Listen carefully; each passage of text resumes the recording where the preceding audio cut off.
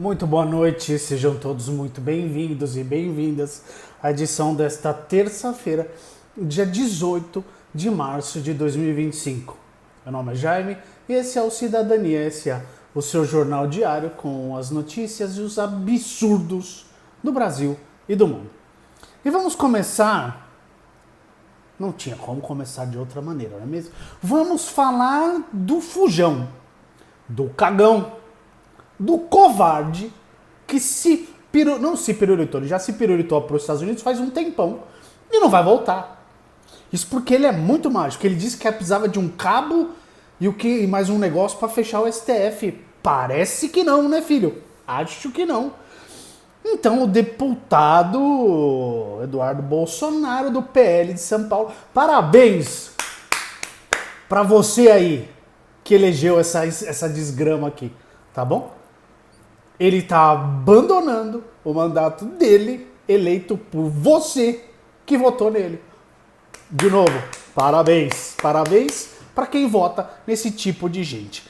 Ele disse que vai tirar licença para continuar nos Estados Unidos, onde já está há mais de 20 dias, fazendo campanha contra o Alexandre de Moraes.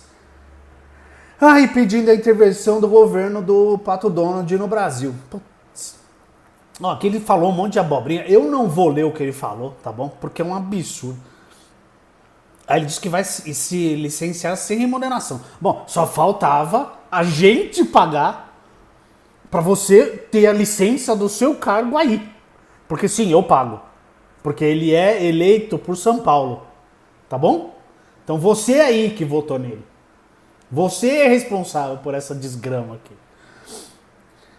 Ele disse que o Alexandre quer prendê-lo. E ele disse que está enfrentando a situação lá nos Estados Unidos. Ou seja, esse povo patriota, né? Verás que um filho teu não foge à luta e ele faz o quê? Foge. Porque é um covarde. Tá? É isso. E aí ele fala, não irei me acovardar. Não, imagina, você só fugiu. Mas beleza.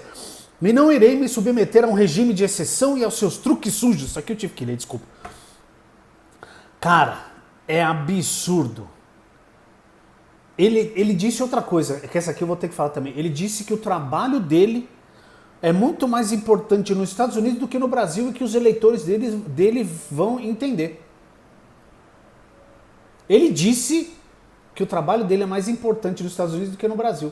De novo, parabéns pra você que elegeu isso aqui, tá bom? Cara, eu não vou ler o que o Bolsonaro falou, muito menos o que o outro irmão lá, o Flávio, eu não vou ler, tá bom? Se vocês quiserem, vocês procurem aí. Mas olha, essa família tá de parabéns quem colocou essa família na política nacional. Por que não deixaram eles quietos lá no Rio de Janeiro? Porque eles estavam mamando na teta lá do governo e da cidade, tava tranquilo. Do governo do estado, né? E na cidade, tava tranquilo. Mas não. Veio a mídia, fez o que fez, contra o antipetismo, aquela porcaria toda. Agora a gente tem que aguentar essa família inteira ferrando o Brasil, né? Muito bem. Parabéns de novo para quem elegeu e quem colocou esse povo. Impossível.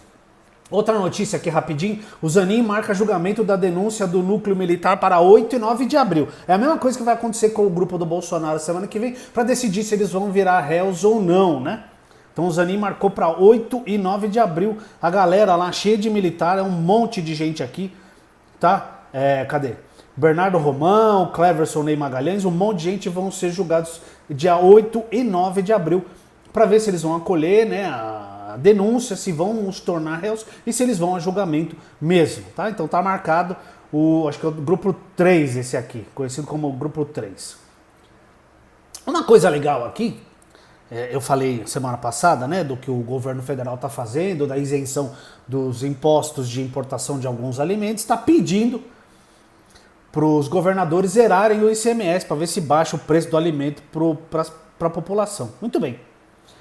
Tem um grupinho ali de bolsonaristas, de deputados bolsonaristas, que eles só atrapalham, né? Como sempre. Primeiro eles começaram a aparecer lá com um bonezinho de verde e amarelo pedindo para diminuir o preço do alimento. Aí o Lula fez o que fez, agora eles fizeram uma moção de repúdio contra a isenção de impostos sobre alimentos. Ou seja, eles não estão nem aí para a população, eles não estão nem aí para quem votou neles, e eles não estão nem aí para o preço dos alimentos. O que eles querem é atrapalhar o governo. E eu vou falar o nome de todos eles que assinaram o requerimento, tá bom? Eles apresentaram à Câmara dos Deputados um requerimento pedindo uma moção de repúdio contra a isenção de impostos para importação de alimentos. O documento acusa o governo de intervenção econômica irresponsável e de prejudicar a cadeia produtiva nacional. O nome dos 26. O Zuco do PL do Rio Grande do Sul, Coronel Assis do União do Mato Grosso, Zé Trovão, Júnior Amaral, Sargento Farrur, Coronel Crisóstomo, Gustavo Gaia, esse tinha que estar, né? Tem umas figurinhas carimbadas aqui, tá? Vamos lá. Osmar Terraplana, né? Esse aí também. Capitão Alden, Silvia Waiapi, Delegado Ramage, Delegado Paulo Bilinski, Delegado Caveira, Carlos Jordi, Evair Vieira de Mello, Pezente, Rodolfo Nogueira, Cabo Gilberto Silva, Rosângela Moro, puta, vocês votam em cada tranqueira também, meu. Mário Frias, Daniel Agrobon, Bia Xis, claro, Maurício do Vôlei, claro, Messias Donato, Sanderson e a Júlia Zanata, né? Então assim, se você votou em algum desses aqui, saiba que eles estão lutando contra o que o governo está fazendo para tentar diminuir o preço do alimento que você aí está tendo dificuldade para comprar. Então, lembra o nome dessa galera, tá bom? Anota aí, anota, tá? Anota que é importante. Muito bem. Quer outra boa do Brasil? Vou falar, hein? Câmara pode ampliar número de deputados. Tema será debatido neste semestre. Como se a gente já não tivesse deputado suficiente, né? Eles mal trabalham. Vamos aumentar o número de deputados para ter mais gente metendo a mão no dinheiro público. Honestamente, com o salário eu tô falando, mas assim, já tem muita gente já. É da Cristiane Sampaio, do Brasil de Fato, essa matéria. Atualmente com 513 membros. Porra, não tá bom? A Câmara dos Deputados pode ampliar o número de cadeiras a partir de 2027, quando se inicia a próxima legislatura. O tema compromete os interesses de algumas bancadas e deve ser colocado em pauta na casa ainda neste semestre, para atender a uma determinação do STF. Ao julgar um pedido do governo do Pará, a Corte entendeu que há atualmente no parlamento uma assimetria representativa, em virtude da não redistribuição das cadeiras, com base no aumento populacional. Agora o Legislativo tem até 30 de junho deste ano para aprovar uma norma que atualize o tamanho das bancadas. O STF entendeu que, em caso de omissão do Congresso, o assunto fica a cargo do Tribunal Superior Eleitoral, TSE, que poderá, nesta hipótese e até a data limite de 1º de outubro de 2025, fixar o novo número de deputados federais de cada estado e do Distrito Federal. A ideia é de que a atualização passe a valer já para os parlamentares a serem eleitos em outubro de 26. Como a decisão do STF já transitou em julgado, não há mais janela jurídica para uma reformatação do entendimento da Corte. Agora a pauta fica a cargo do jogo político no Legislativo. Aí aqui tem quantas cadeiras cada estado tem e tal. Cara, não precisa criar mais, redistribui isso aqui, pelo amor de Deus. Mais deputado? Pra quê? E os caras já não trabalham. Meu Deus do céu. Vamos lá. Lula assina projeto de isenção do imposto de renda para 5 mil mensais. Até quem recebe até 7 mil vai ser beneficiado com isso aqui também, tá bom? Então, o governo enviou ao Congresso nesta terça-feira, dia 18, um projeto com novas regras para o IR, o Imposto de Renda. A principal mudança é a isenção total para quem ganha até 5 mil reais por mês. Cerca de 10 milhões de brasileiros podem deixar de pagar imposto de renda se a nova faixa de isenção for aprovada pelo Congresso. Porque exatamente, o Lula sanciona, ele assina o negócio e manda para o Congresso tem que aprovar. Por isso que é tão importante prestar atenção em quem vocês votam. Para Senado, para deputado, não é só o presidente que importa. Certo? Precisa prestar atenção. Beleza.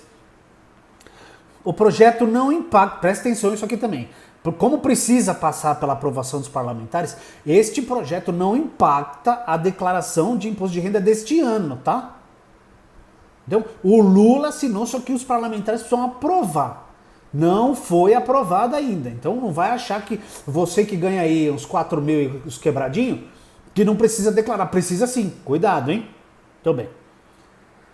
Agora, para compensar o que será perdido, o governo propõe uma taxação adicional sobre quem ganha mais de 50 mil reais mensais e que também precisa de aprovação do Congresso. Aí é que complica tudo, né? Eu achei fantástico, tá? Então, para quem ganha até 5 pau, quem ganha até 5 mil não vai precisar mais pagar imposto de renda se aprovar, tá bom? Para quem ganha entre 5 e 7, tem algumas escadinhas, tá? Quem ganha até 5,5, de 5 a 5,5, né?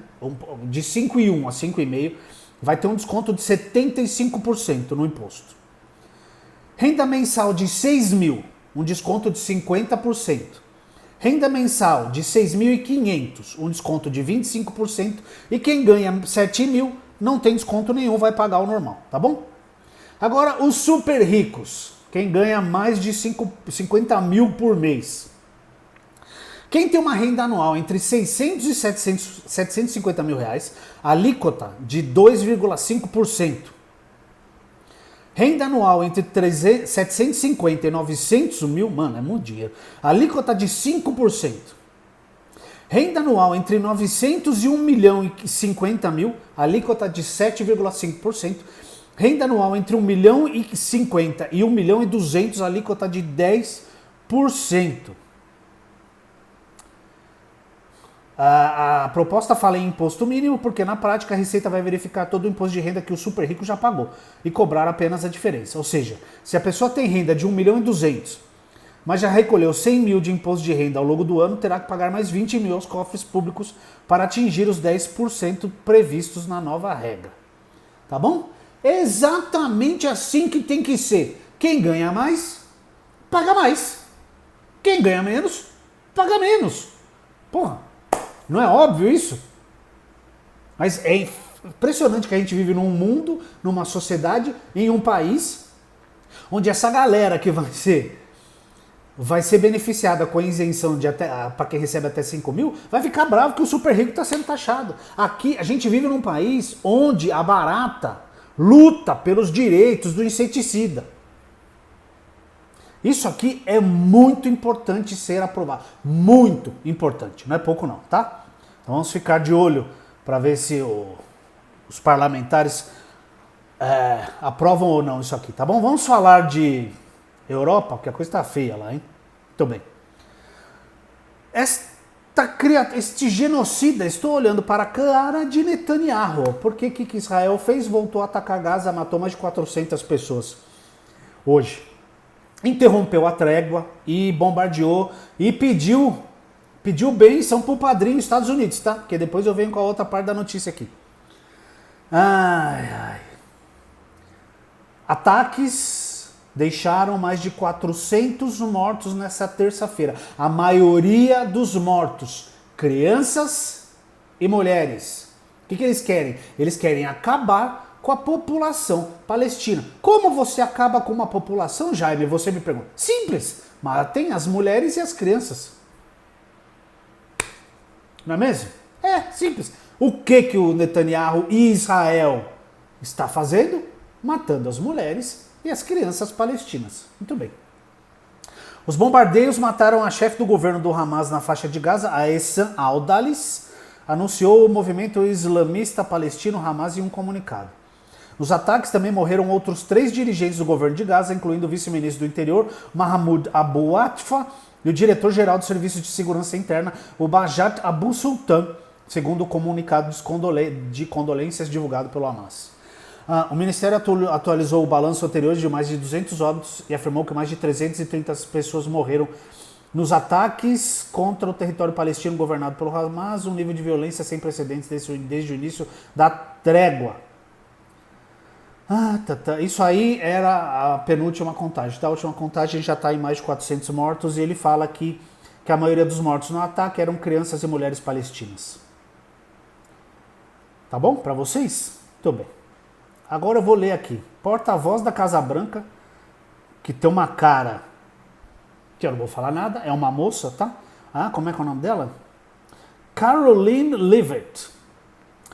Ela disse que Israel consultou os Estados Unidos antes de novos ataques e faz ameaças. A moça aqui. Estou olhando para a cara dela. Então os Estados Unidos sabiam que Israel iria retomar sua ofensiva na faixa de Gaza. Ela deu entrevista à Fox News, que é o antro da extrema-direita lá nos Estados Unidos, tá bom? Você viu o Fox News, foge, corre pro outro lado, porque a coisa lá é feia. Ela afirmou que o gabinete do primeiro-ministro do genocida israelense consultou os aliados antes de dar fim à trégua que havia começado há um mês desde que o acordo de cessar-fogo entre Israel e o Hamas foi assinado no Catar. Aspas para a moça. O Hamas, os Houthis, o Irã, todos aqueles que buscam aterrorizar não apenas Israel, mas também os Estados Unidos da América, verão um preço a pagar. O inferno vai desabar. Olha, eu vou te falar um negócio. Depois que ela falou, o porta-voz do Conselho de Segurança Nacional, o Brian Hughes, também se pronunciou em nota e afirmou que o Hamas escolheu a guerra ao se recusar a libertar os reféns ainda mantidos em Gaza.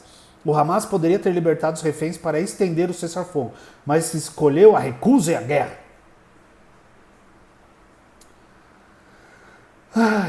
Todo mundo botando a culpa no Hamas e o Hamas botando a culpa nos Estados Unidos, porque né? Vamos combinar.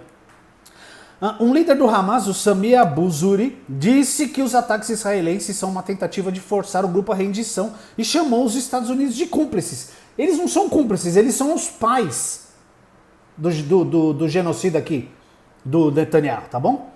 O objetivo dos massacres cometidos pela ocupação em Gaza é minar o acordo de cessar-fogo e tentar impor um acordo de rendição, escrevendo-o com o sangue de Gaza. É isso aí. Em um comunicado que saiu no The Guardian, né, um jornal britânico, o Hamas disse o seguinte: com seu apoio político e militar limitado à ocupação, Washington tem total responsabilidade pelos massacres e assassinatos de mulheres e crianças em Gaza. A comunidade internacional é instada a tomar medidas imediatas para responsabilizar a ocupação e seus apoiadores por esses crimes contra a humanidade. Israel disse que o fim do cessar-fogo é permanente, já era o cessar-fogo, o pau vai comer de novo lá. A Arábia Saudita e Catar condenaram o ataque de Israel em Gaza. A Arábia Saudita criticou duramente o bombardeio direto em áreas povoadas por civis desarmados, e o Catar, que está tentando ajudar a mediar um cessar-fogo prolongado entre o Israel e o Hamas, disse que os bombardeios correm o risco de incendiar a região. Tá? Eles sabem onde eles estão bombardeando, e eles sabem que lá só tem civis. Então, não é uma guerra, é um extermínio de um povo. É isso que Israel está fazendo, tá? Falar em outra guerra, que para variar os Estados Unidos está enfiado, né? Tá tentando ajudar. Quem compra essa, hein? Quem dorme com esse barulho? Vamos lá. Putin aceita suspender ataques a estações de energia da Ucrânia por 30 dias, depois de conversa com o Pato Donald, mas impõe condições para cessar fogo total. Então os dois presidentes, o Pato Donald e o Putin, conversaram hoje por mais de 2 horas por telefone. Então a Rússia concordou em interromper os ataques, mas o Kremlin disse que só aceitará um cessar-fogo total após a interrupção completa da ajuda militar e de inteligência das potências ocidentais a Kiev. Os dois líderes concordam que o conflito precisa acabar. Eles concordaram que o cessar-fogo deve começar pelas áreas de energia e infraestrutura, disse um comunicado da Casa Branca. Os líderes concordaram em uma troca de prisioneiros russos e ucranianos. As duas partes vão liberar 175 prisioneiros de guerra cada, e a Rússia afirmou que vai integrar a Kiev 23 combatentes gravemente feridos. Segundo o Kremlin, porém, abre aspas, foi enfatizado que uma condição fundamental para evitar uma maior escalada e trabalhar em direção a uma resolução política e diplomática deve ser a interrupção completa da ajuda militar estrangeira e do apoio de inteligência a Kiev.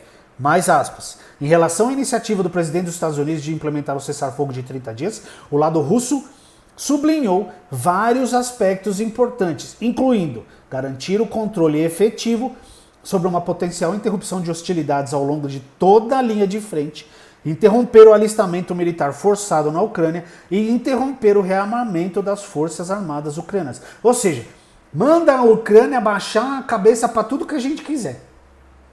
E coitado da Ucrânia. Sem o apoio dos Estados Unidos não vai para lugar nenhum. Tá? Eles querem as terras. Olha aqui o que o Trump falou. Ele disse isso aqui segunda-feira, ontem, tá? O que está acontecendo na Ucrânia não é bom, mas vamos ver se conseguimos trabalhar em um acordo de paz, o cessar-fogo e a paz, e acho que seremos capazes de fazer isso.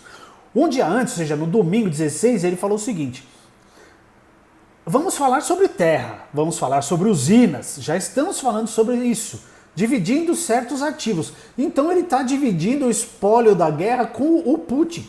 E a Ucrânia que se lasque. Eu já falei, ninguém está nem aí para a Ucrânia. E o problema de você ser o fantoche, Zelensky, presta atenção, o problema de você ser um fantoche é que em algum momento alguém vai enfiar a mão no seu rabo. E é isso que estão fazendo agora. Os caras vão pilhar a Ucrânia. Vão roubar as terras raras, vão roubar os minérios. Você vai perder as terras que a Rússia invadiu e você não vai poder fazer nada. Isso que dá vender a alma para o capeta. No capeta, nesse caso, é o Pato Donald. Tá? Na verdade é os Estados Unidos, né? Inteiro, porque ele fez esse acordo quando ainda era o outro velho lá. Como é que é o nome dele? Esqueci o nome do ex-presidente. Muito bem. Vamos falar de outra porcaria de dirigente? Muito bem. O presidente da Conmebol. Lembra a Conmebol que eu falei aqui? 15 dias, não, 10 dias atrás? Que teve o caso de racismo contra o Luigi, o jogador do Sub-20 do Palmeiras, que imitaram o macaco lá, e a porcaria da Conmebol deu uma punição de $50 mil para o Cerro Porteño, time paraguaio do torcedor que fez os atos racistas, tá? $50 mil. Eu não sei se eu falei aqui no dia. Teve time que atrasou 1 minuto para voltar do intervalo. Você tem 15 minutos para voltar, né, entre o primeiro e o segundo tempo. Atrasou 1 minuto, sabe quanto foi a multa? $100 mil. $100 mil pro time que atrasou 1 minuto e 50 pro cretino lá que ficou imitando macaco. Não foi nele, né, a multa foi pro clube, devia ser nele a multa, mas ok. Sinalizadores, acenderam os sinalizadores, a multa $150 mil, é 3 vezes mais grave que um ato racista. Pois muito bem, ontem teve sorteio da Libertadores, dos grupos, e a presidente do Palmeiras está encampando uma campanha, ficou uma frase bem porcaria, né? Está indo até a FIFA para lutar por punições mais severas para os constantes atos de racismo que a gente vê no torneio da Conmebol em outros países contra os brasileiros. Aqui no Brasil também tem, tá? E aí perguntaram pro digníssimo, que eu esqueci o nome também, o que você acha, né? Porque estão falando até dos brasileiros saírem da Libertadores. Ele falou, o que você acha disso? Ele falou, o quê? A Libertadores ser seus times brasileiros? O cara falou, não, mas aí é igual o Tarzan sem a Chita. Foi isso que ele disse. Que é como se o Tarzan ficasse sem a Chita. E eu tenho certeza absoluta que ele não percebeu o que ele falou. É tão enraizado o racismo, principalmente na América do Sul, no mundo, no geral. Mas em alguns países da América do Sul, ele é tão enraizado que as pessoas não percebem. Ele disse exatamente isso. É como se o Tarzan perdesse a Chita. Então sim, eu espero que os clubes brasileiros de futebol vão até a FIFA, encampem o que a presidente do Palmeiras está fazendo, para termos punições mais severas, inclusive contra esse cara. Que a Erika Hilton hoje já entrou lá com um pedido para ele se tornar persona não grata, para ele ser punido aqui no Brasil. Punido não, né? Não tem como puni-lo no Brasil, mas que ele seja impedido de entrar aqui, porque é um tonto. É mais um sul-americano que tem o racismo dentro de si e nem percebe que tem. Vamos à última? Que eu adoro falar de meio ambiente porque a gente está acabando com o planeta. Então, presta atenção. Gelo derreteu sob nossos pés. A dramática foto de huskies siberianos correndo sobre água que revela rápido degelo da Groenlândia. Não à toa o Trump quer a Groenlândia, hein? Vamos lá.